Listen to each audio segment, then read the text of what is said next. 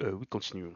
Donc là, on va parler en fait de tout ce qui est short selling, options et max pain. Euh, Petit disclaimer, comme j'ai dit dans les vidéos précédentes, euh, moi je fais que décrire les actions, les mécanismes en fait. Je dis pas si c'est bien, pas bien, si c'est éthiquement correct, pas correct. Euh, je ferai une vidéo dédiée là-dessus. euh, sur chaque type d'action qu'on a pu voir ou d'action enfin de process de vente, d'achat, etc. Euh, D'un point de vue musulman, ce qu'il en est dit. Mais voilà. Donc, toujours est-il qu'il faut savoir que ça existe sur le marché. Short selling, les options, tout ce qui est max pain, etc. Que c'est des informations publiques sur lesquelles on peut voir les choses. Même si on n'active pas nous-mêmes le truc, c'est ce qui va faire bouger le prix de manière indirecte ou indirecte, quoi. C'est comme comment on appelle ça, le crédit immobilier, quoi. Euh, on peut ne pas en faire soi-même, mais n'empêche que le marché, le cours le prix de l'immobilier va monter et descendre parce que le taux d'intérêt va monter et descendre tout simplement, quoi. Donc, parenthèse fermée. Donc, qu'est-ce que le short selling? Short selling, là j'ai représenté un petit schéma. Euh, qu'est-ce qui va se passer? En fait, normalement, le cycle normal d'un achat-vente structuré d'une personne qui a la tête sur les épaules, d'un monde qui serait correct. C'est j'achète, j'espère que l'entreprise sur laquelle j'ai investi, bah, elle marche bien, quoi. Que ses produits se vendent bien, qu'elle fasse des marges, etc. Donc que son prix, le prix de cette action que j'ai achetée augmente et que bah, je le revende plus tard à un bon prix et je dégage les bénéfices. Donc ça c'est le monde sain, on va dire, où on a envie que l'entreprise marche et que ça marche bien. Il y a d'autres mécanismes de marché qui font exactement l'inverse, qui se disent ok, cette entreprise-là, elle est bancale, euh, leur produit ne marchera jamais, ils sont super endettés, ils vont bientôt faire faillite, etc. Donc ces gens-là, ce qu'ils se disent, ok, c'est que l'action elle vaut 10, mais c'est sûr qu'elle ne vaut pas 10, elle va passer à 7, 8, 5, voire la faillite. Ah, ils peuvent la ramener jusqu'à 0, ils vont pas se gêner. Euh, donc moi ce que je fais, c'est que je vais parier à la vente. Donc ils vont appeler ce qu'on appelle short l'action. Donc concrètement, qu'est-ce qui va se passer? C'est que mettons-nous dans la peau de quelqu'un qui a envie de shorter cette action-là. Donc pour shorter l'action, le mécanisme, c'est que je vais emprunter des actions, les vendre à un certain prix, les racheter derrière à un prix plus faible et rendre les actions que j'ai empruntées. Donc le schéma ici qui représente, c'est le broker. L'étape numéro 1, il a certain nombre d'actions à prêter. Et moi, je suis le short seller, je suis au milieu. Donc la première chose, c'est que il y a Nvidia, par exemple, qui vaut 180. Moi, je pense qu'elle va aller à 175. Donc ce que je vais faire, c'est que je vais demander à mon broker de me prêter des actions Nvidia. Je vais prendre ces actions Nvidia. Au moment où je parle, elles valent 180. Donc dès qu'il me les donne, je les vends immédiatement à 180. Donc admettons que j'ai 10 actions Nvidia. On m'a prêté 10 actions Nvidia. Ce que je fais, je les vends tout de suite. Donc 10 fois 180, j'ai 1800. Donc j'ai récolté 1800 euros, dollars plutôt, en vendant ces actions-là. Et j'attends patiemment que l'action revienne à 175. Donc 175, je vais racheter. Donc je rappelle que j'ai 1800 dollars sur mon compte parce que j'ai vendu. Euh, donc je rachète les actions une fois qu'elle est à 175. Donc quand l'action elle est à 175, euh, j'en ai 10, je les rachète pour 1750. Et donc ça m'a coûté 1750, mais j'avais gagné 1800, donc il me reste 50. Et je rends les 10 actions au broker qui me les a prêtées initialement. Donc c'est ce qu'on voit ici sur le 1, le broker me prête. Le 2, moi j'achète les actions, je les revends tout de suite. Le 3, l'action perd de la valeur. Le 4, je rachète ces actions moins chères. Et le 5, je rends les actions qu'on m'a prêtées initialement. Donc le broker, lui, il avait des actions à prêter, il y en avait 10. Bah, il se retrouve à la fin, il se retrouve avec ces 10 actions qu'il a prêtées. Donc pour lui, ça change pas grand-chose. Il y avait 10 actions qui traînaient, qui étaient disponibles, qui ne bougeaient pas. Moi, le short seller, j'ai pu faire 50 dollars de bénéfices en faisant ce petit mouvement-là. Et le prix de la bourse, le prix de l'action a baissé.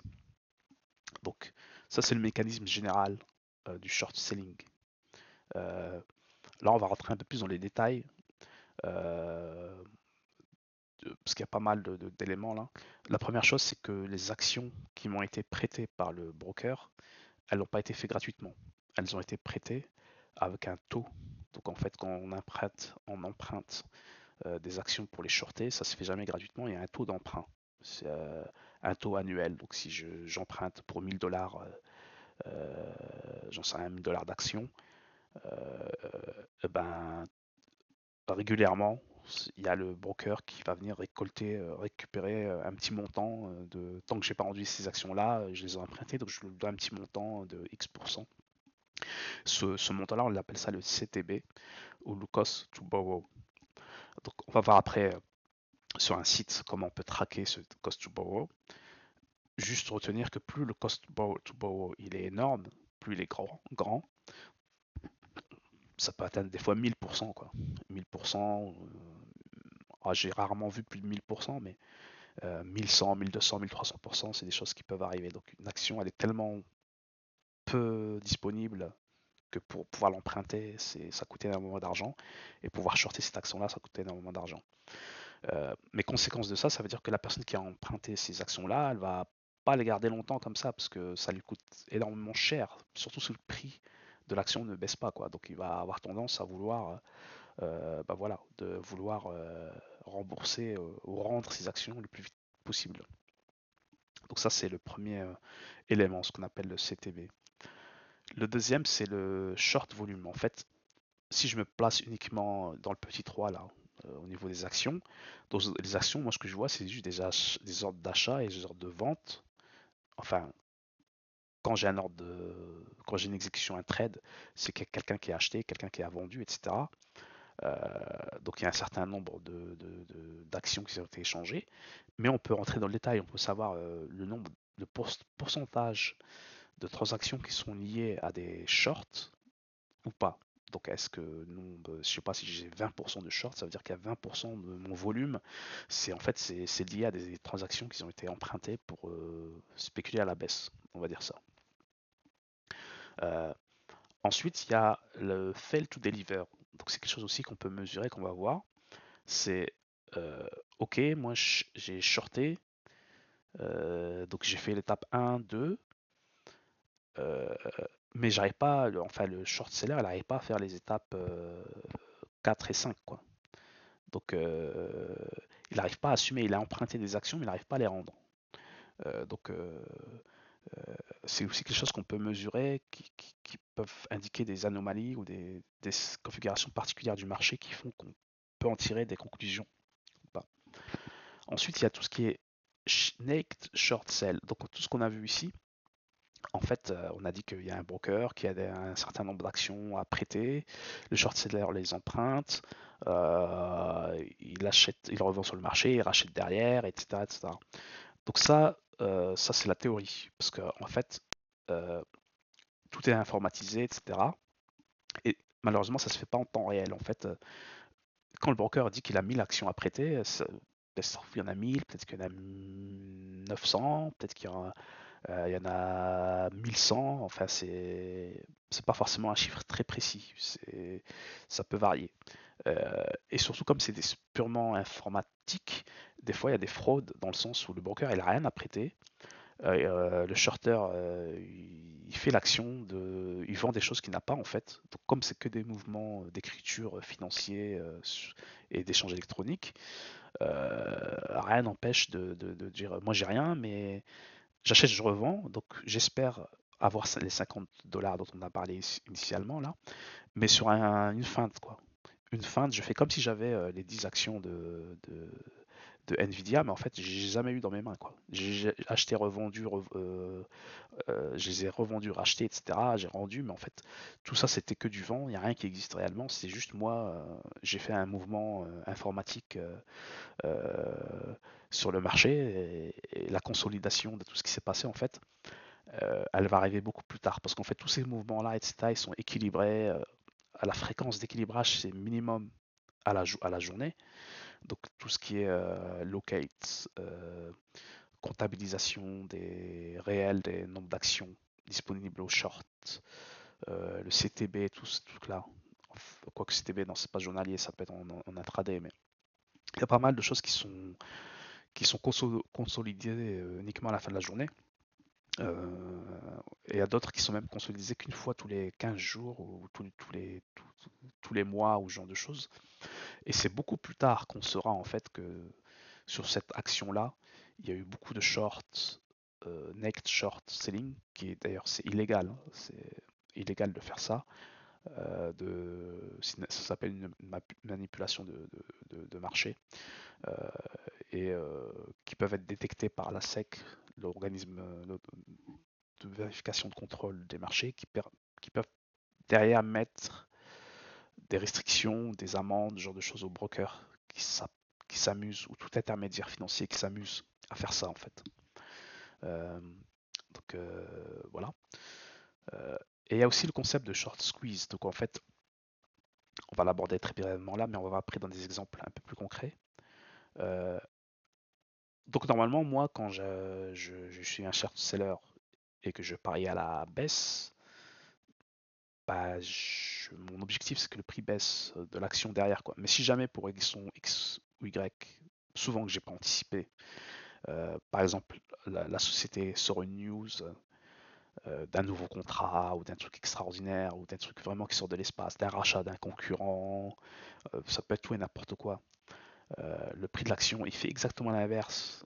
Euh, il prend la direction inverse de ce que moi j'avais anticipé. Donc moi je voulais j'ai acheté à 180, voilà, j'ai vendu à 180, je voulais racheter à 175. Nvidia, ils annoncent un énorme contrat avec la Chine, je sais pas quoi, le prix passe à 200. Bah moi je suis un peu, si je suis un short seller, je suis mal parce qu'en fait je dois racheter mes actions pour les rendre à mon emprunteur, enfin la personne qui me les a données au départ. Et plus je vais attendre, c'est-à-dire plus le prix va monter, plus ça va me coûter. Là, je suis en perte, quoi, dit clairement. Euh, plus je vais attendre, plus ça va être catastrophique pour moi. Donc, je vais intérêt à acheter le plus tôt possible les actions pour les revendre et limiter ma perte. Et là, on va se retrouver dans en fait un use case euh, où le short seller va lui-même contribuer à la hausse des prix. Ben, comme vous le savez, plus il y a d'acheteurs, plus le prix monte, euh, plus il y a de vendeurs, plus le prix baisse.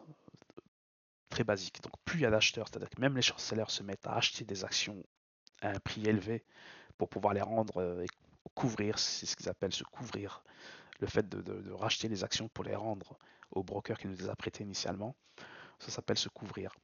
Donc là, on a un effet d'amplification de la hausse en fait, de manière indirecte, parce qu'il y a de plus en plus d'acheteurs. Et cet effet-là, il a un terme, ça s'appelle le short squeeze. Et ce short squeeze là, c'est un effet ou une configuration particulière qui est très recherchée par certains types de traders, parce que en fait, on a une configuration de marché qui fait que le prix peut très facilement décoller à la hausse. Au lieu de faire 1, 2, 3%, on va se retrouver avec 10, 15, 20, 30, 40% en une journée, quoi. Une journée, deux journées, trois journées. Donc ça, c'est un effet qui est souvent recherché. Vous allez souvent entendre parler de short squeeze, euh, voilà, de ce phénomène-là. Donc ça, c'est le premier point. Et deuxième point qui n'est pas mentionné aussi dans le slide, mais j'en profite pour le nommer, c'est le fait en fait de margin call. En fait, le broker il va prêter des actions à un short seller et il va attendre pendant un certain temps qu'on lui rende ces actions-là. Mais en fait, ce temps-là, en fait, il est limité. Ça peut pas être indéfini, quoi. Ça peut pas être 1 an, 2 ans, 3 ans, 4 ans. Déjà, le broker, en fait, il va voir si le shorter, son compte commence à devenir si le shorter n'a plus assez d'argent pour acheter des actions, en fait, le broker, il va directement clôturer ses positions, vendre au prix du marché et récupérer l'argent qu'il peut récupérer, quoi. Il va pas attendre que le short seller fasse faillite et que lui ne puisse pas être remboursé ou récupérer ses actions de départ. Donc il y a cet effet-là aussi qui arrive. Et donc ça c'est le premier phénomène de margin call. Et le deuxième phénomène aussi, c'est souvent on a ça le vendredi, en fait, ou la veille d'un jour férié ou ce genre de choses. En fait, plus vous détenez des actions que vous ont empruntées, plus à un moment donné, il faudra payer, quoi. Il y a un taux d'emprunt. Et en fait, l'effet d'avoir des week-ends comme ça qui fait qu'on se retrouve facilement à plus 3 jours ou plus 2 jours à emprunter en plus. Il y en a souvent qui font le calcul, disent ok, je préfère mieux là payer un peu plus, moins shorter, acheter des actions un peu plus chères et clôturer ma position maintenant que d'attendre lundi, le week-end. On ne sait pas trop ce qui va se passer. Peut-être qu'il y a Trump qui va faire une annonce de fou qui fait que tout le marché va devenir super vert et que moi voilà, je serai perdu, ou que le cost to borrow il est tellement énorme que les 2-3 jours là ça va me détruire ma perf, quoi. Je préfère mieux perdre 1% aujourd'hui que 5% demain, quoi. Donc il y a aussi ces effets là de calendrier, on va dire, qui influencent ça. Donc voilà, ça c'était un petit peu le mécanisme de short selling. On va voir un peu en détail là comment on peut voir ça sur Chart Exchange. Après on va parler des options et Max Payne juste après. Donc un site qui permet de voir ça assez simplement, c'est Chart Exchange. Euh, Prenons notre exemple sur lequel on est depuis ce matin, donc Google. Ici, euh, il y a un petit menu short. Je peux voir directement ici le borrow fee de le CTB, le cost to borrow. Donc là, on a directement euh, euh, le taux d'emprunt. Bah là, il est très faible, très faible. On parle de 0,25, etc. Je prends une action ETH7. Je sais qu'ils ont un énorme CTB. Prenons celle-là. Short volume, non, short E. Voilà, lui CTB. Tiens, il a vachement baissé. Tiens, je suis étonné. Euh, il était à 1000%. Je fais ça. Ouais, donc là, en fait, on voit, c'est le tableau qui permet de voir, c'est à peu près tous les 10 minutes, on va dire ça comme ça. Le cost to borrow. Donc là, on avait un taux il y a quelques jours de 842% et qui avait 2 100 000 actions prêtes à être prêtées pour faire du short. Euh, et bah voilà, ça y allait, quoi. Ça coûtait cher, mais beaucoup d'actions. Là, je vois que ça a vachement baissé. On n'est plus qu'à 124%, ce qui est déjà énorme par rapport aux autres. 124%, c'est une action à peu près basique, c'est quelques pourcents. 124%, c'est beaucoup, mais bon, c'est pas non plus extraordinaire. Il y a 2 600 000 actions qui peuvent être empruntées pour les shorts. Le rebate, je sais pas ce que c'est, il faudrait voir. Je sais pas, je me suis jamais intéressé au rebate. Euh, mais voilà, c'est un paramètre qu'il faudrait regarder plus en détail. Mais on peut voir ici, euh, traquer le cost to borrow pour chaque action, savoir de combien il est, comment il évolue toutes les 10 minutes. Et en général, moins il y a d'actions dans une journée, en fait, moins il y a d'actions disponibles, c'est-à-dire plus ces actions-là elles sont empruntées. Donc, forte chance que le prix baisse, parce que si les actions sont empruntées, c'est pour derrière les shorter, quoi. Et plus plus ce montant d'available euh, euh, augmente, plus ça veut dire que les actions elles sont rendues. C'est-à-dire que j'avais 100 000 actions disponibles, je suis passé à 50 000. Ça veut dire que les shorters ils étaient actifs. Et une fois qu'ils ont fini leur action de shorter, ils récupèrent les actions, ils les rachètent, ils couvrent et les re-rendent au broker. Donc le chiffre va augmenter. Le FI, c'est le taux d'emprunt, comme on a dit, plus c'est important, plus les shorts ils vont pas trop s'amuser à shorter longtemps, quoi. Donc ils vont essayer d'y aller doucement ou de pas trop shorter ou d'aller très rapidement dans leur short. Donc ça c'est important à savoir. Donc c'est des données qu'on peut voir ici et qui permettent aussi quand on veut acheter une action d'aller vérifier, quoi, si j'ai beaucoup de si j'ai pas beaucoup d'actions disponibles pour shorter, ça veut dire que très certainement les shorts ils sont actifs, etc. Mais il y a une autre façon de le voir. Donc dans le short volume, ici c'est le volume de short qu'on a durant les activités. Donc là, ETHZ c'est une action un peu nouvelle, quoi, qui n'a pas beaucoup d'historique. Donc ouais, c'est bien ETHZ. Euh, donc voilà, mais on peut voir ici déjà qu'il y a dans la journée là du 27 août, il y a 54,43% du, du volume qui est lié à des shorts, c'est-à-dire qu'une action beaucoup shortée. On est même passé ici à presque 68%, quoi. 70% des transactions, c'était du short. C'est des gens qui parient à la baisse comme des malades, qu'ils ont shorté comme des fous. Donc là, ça permet d'avoir une indication voilà, de ce qui se passe sur l'action, si elle est beaucoup shortée, pas beaucoup shortée. En général, plus le chiffre ici est élevé, moins ça sent bon, quoi. Plus c'est élevé, plus ça veut dire que les shorts ils sont à fond sur la baisse euh, de l'action, et plus ça va être compliqué pour l'action d'inverser la tendance, quoi. Donc ça c'est surtout là qu'on peut voir ici. Version daily, je sais pas ce que ça donne, mais le short interest. Ah, je peux pas voir le short interest, c'est payant maintenant. Ok. Le fail to deliver, c'est ce qu'on a dit. Non, il y a un problème avec le. Ah, c'est le site qui est vide en fait. Qu'est-ce que action que je pourrais prendre? Prendre Google. Là, je suis sûr que c'est une action qui est là depuis un certain temps. Donc le short interest. On en a déjà parlé un petit peu. Là, c'est le pourcentage. Là, il n'y a pas beaucoup. Je vais prendre RDT. C'est simple longtemps que je n'ai pas vérifié sur RDT, sur Reddit. On va voir le pourcentage.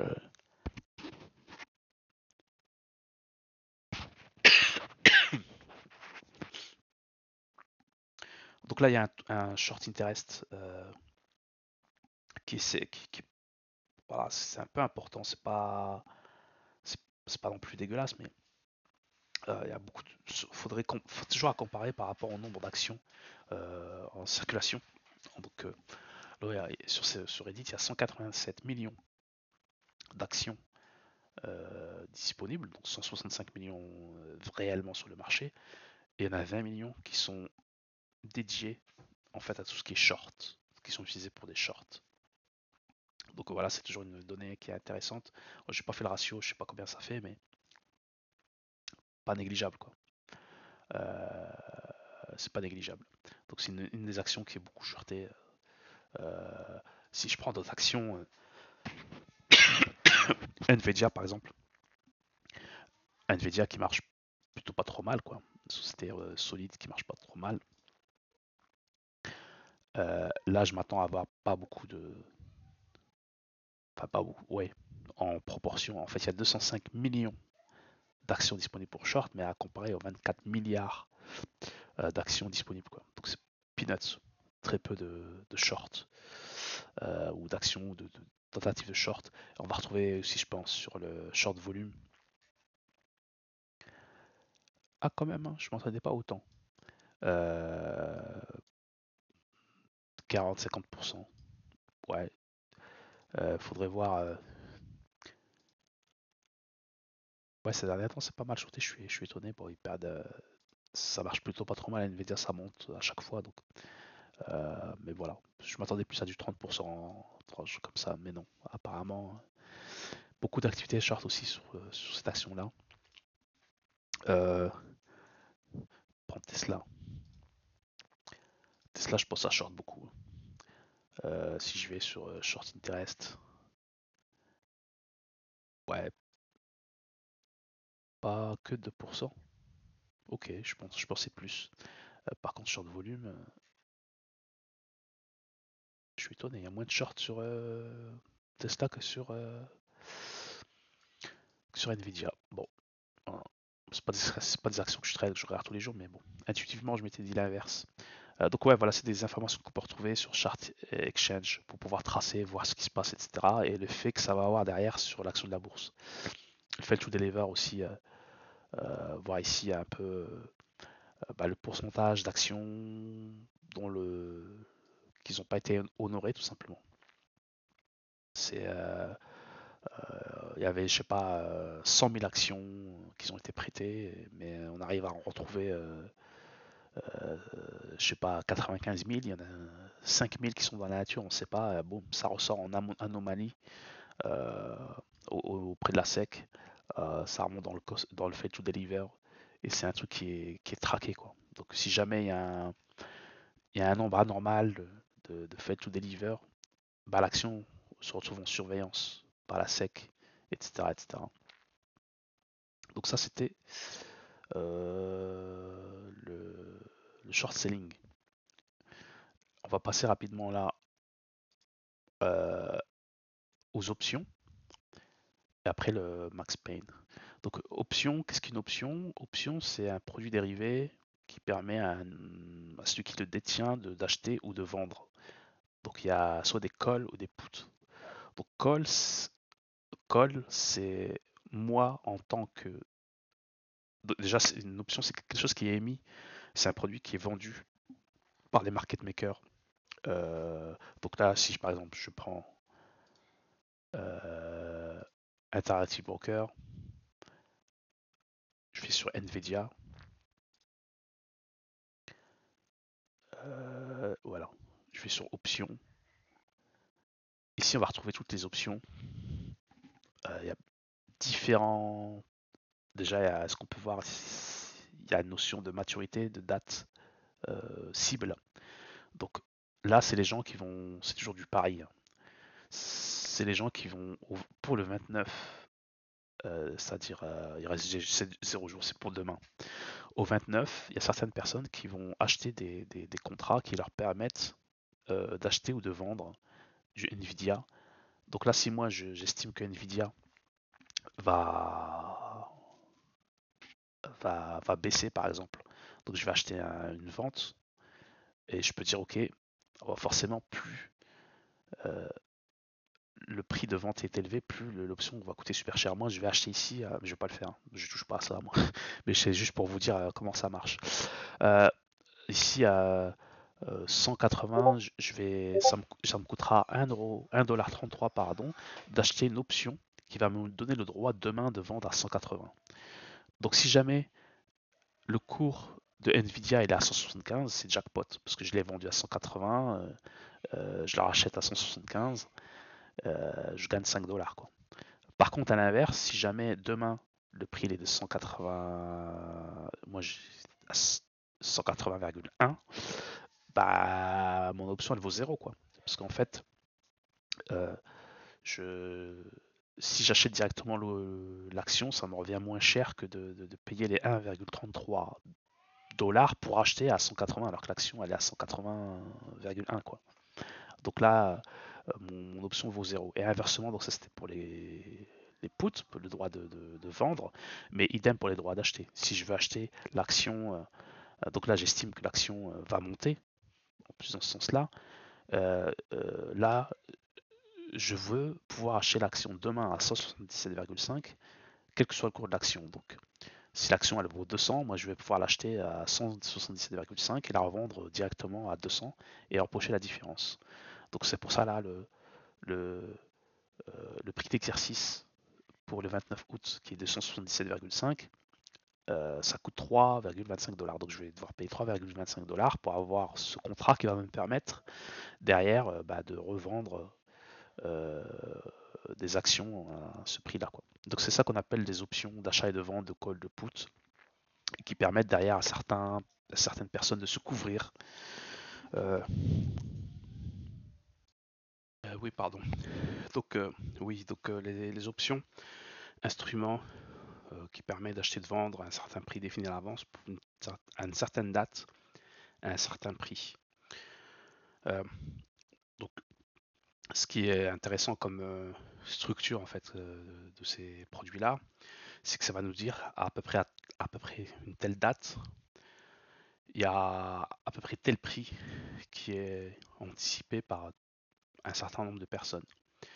Et plus le nombre de personnes qui anticipent le prix à telle date pour telle action il est important, plus il est significatif, et plus bah, il y a des contraintes financières derrière, parce qu'en fait, c'est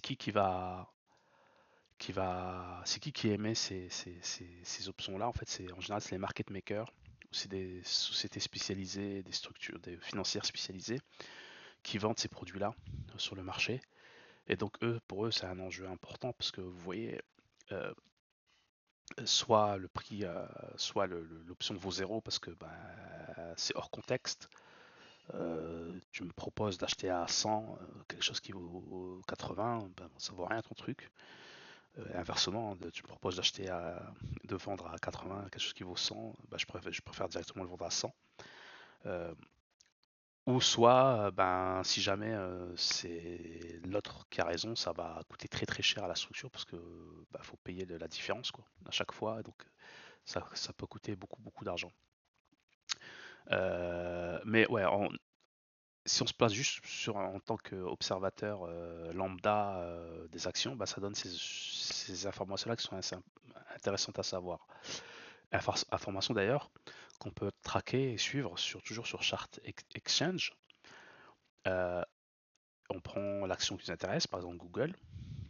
Donc, juste parenthèse, c'est pas toutes les actions qui ont des options. Il y en a certains, en général, les grosses actions ont des options, mais pas les petites actions. Ici, il y a l'option chain, donc on va pouvoir voir ici sur chaque date. Donc, vous marquerez ici que les dates d'expiration, enfin, date d'expiration des options, à chaque fois, c'est un vendredi. Donc, le vendredi 29, vendredi 5 décembre, 5 septembre, 12, etc. Donc, grosso modo, tous les vendredis soirs, il y a des options au close du vendredi soir, il y a des options qui seront exercées ou pas exercées, mais qui arrivent à expiration ce jour-là. Sachant qu'il y a des vendredis qui sont un peu plus spécifiques que d'autres.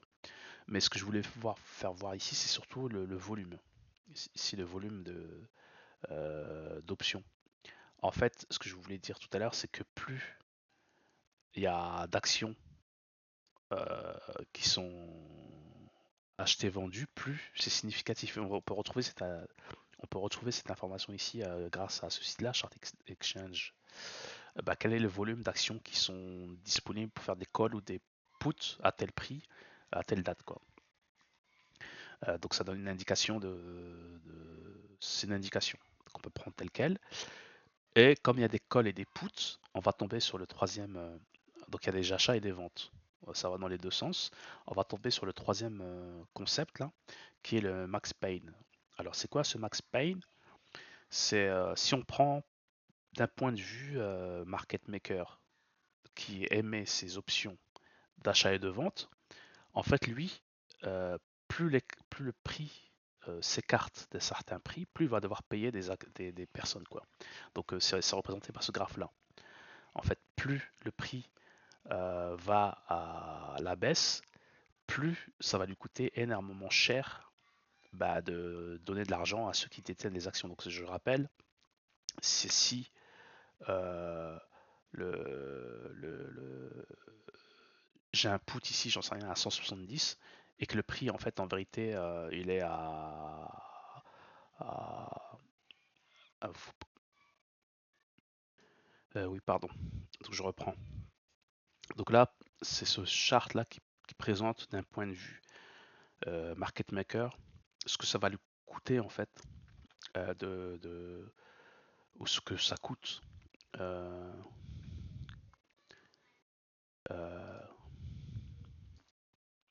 euh, oui, reprenons. Donc ici, c'est pour un point de vue d'un market maker où on représente sur ce graphique, ce que représente, c'est en fait ce que ça va coûter, ce que ça va coûter ou le nombre. Comment ça se lit ce truc?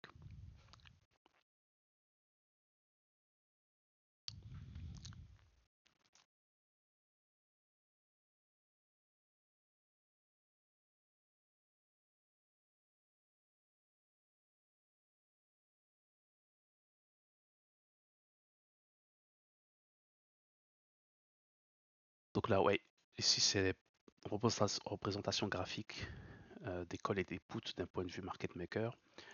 On va voir en fait si pour un market maker de son point de vue, parce que lui il doit assurer à la fois l'école et les puts, donc les ventes et les achats qui seront offertes par ces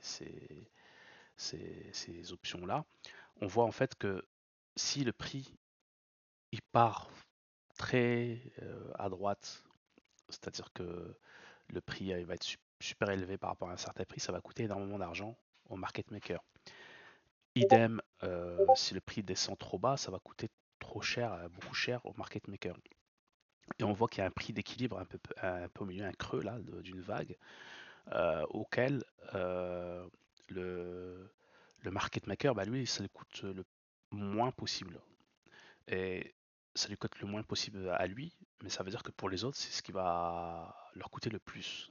C'est ça qu'on appelle le max pain, c'est la valeur du prix estimé je rappelle, à une date d'échéance donnée, qui va dire ok, le max pain, si par exemple on dit que le max pain pour Google pour le 29 août, il est de 200 $, c'est-à-dire qu'à 200 $, euh, le market maker, c'est là où il optimise son émission d'options, ça va le coûter le moins cher. Mais en face, c'est là où ça va coûter le plus cher à ceux qui détiennent ces options-là. Euh, et il y a un effet assez mécanique tous les vendredis avant la clôture. Euh, Si le prix n'est pas trop éloigné des 200 $, donc s'il est vraiment éloigné, bon, c'est mort. Donc on peut rien faire. Le market maker ne va pas tenter de manipuler le marché. Voilà, ça va se faire naturellement, ça va clôturer normalement. Mais par contre, si on est dans un range euh, de prix où c'est pas trop compliqué pour le market maker ou même pour les marchés, les intervenants, les acheteurs, les vendeurs, de faire amener ce prix-là par exemple, j'en sais rien, il est à 197, le max speed il est à 200, il reste 15 minutes ou 20 minutes pour la clôture. Euh, c'est pas du tout, ce serait pas du tout étonnant ou c'est pas du tout surprenant qu'il y ait des gros achats, des grosses ventes, donc des gros achats pour faire monter le prix. Plus on achète, plus le prix monte, ou des grosses ventes, surtout via le short selling. Emprunter des actions, on les vend en masse, on les rachète derrière, pour faire fluctuer le prix, le ramener vers 200. Euh, Vers le Max Payne, quoi. Donc ce Max Payne, c'est pour ça il a beaucoup suivi, surtout quand bah, il y a des grosses, beaucoup de volume d'actions. Donc souvent le troisième vendredi du mois. Donc souvent quelques minutes, voire quelques heures avant le close, donc du vendredi soir. Si le prix n'est pas trop éloigné du max Payne, en général, il y a des petites manipulations de marché pour ramener ce prix-là au Max Payne, dans les deux sens. Donc, si les prix un peu plus élevés, on va les faire descendre un petit peu. Si le prix est un peu plus faible, on le fait monter un peu plus haut. Et dès que le close, la clôture officielle du marché a lieu à 16 h heure américaine, boum, comme par hasard, le prix repart dans de là où il devait être naturellement, quoi. Donc c'est des manipulations qui arrivent et qu'on peut anticiper, voir à l'avance, bah, grâce à l'option chain sur Chart Exchange et le Max Payne ici. Donc des informations. Là, par exemple, on sait que, bah, ici on les a d'ailleurs. Je sais pas, j'aurais pu voir ici directement. Mais ici on a les volumes en fait, volume des calls, des puts, etc. Donc plus chiffré il est élevé, plus il y a d'enjeux là-dedans. Et là on voit par exemple le Max Payne, il monte un petit peu, il redescend, il remonte, et voilà jusqu'en 2027 quoi. Donc c'est pas forcément une science exacte, mais ça permet voilà, des fois de voir un peu ce qui peut se faire ou comment on va anticiper le marché, etc. Et comme tout ça, c'est des informations publiques et accessibles par n'importe qui, il y a beaucoup, ça fait un ancrage mental du prix à venir pour le vendredi. Euh, Est-ce qu'il y a d'autres choses qu'on peut tirer sur ce site? Je pense on n'a pas parlé des dark pools, compagnie exchange. Ah là là, il y a tellement de choses. Voilà, mais après, bon, on va pas rentrer trop dans le détail. On verra ça sur les vidéos à venir.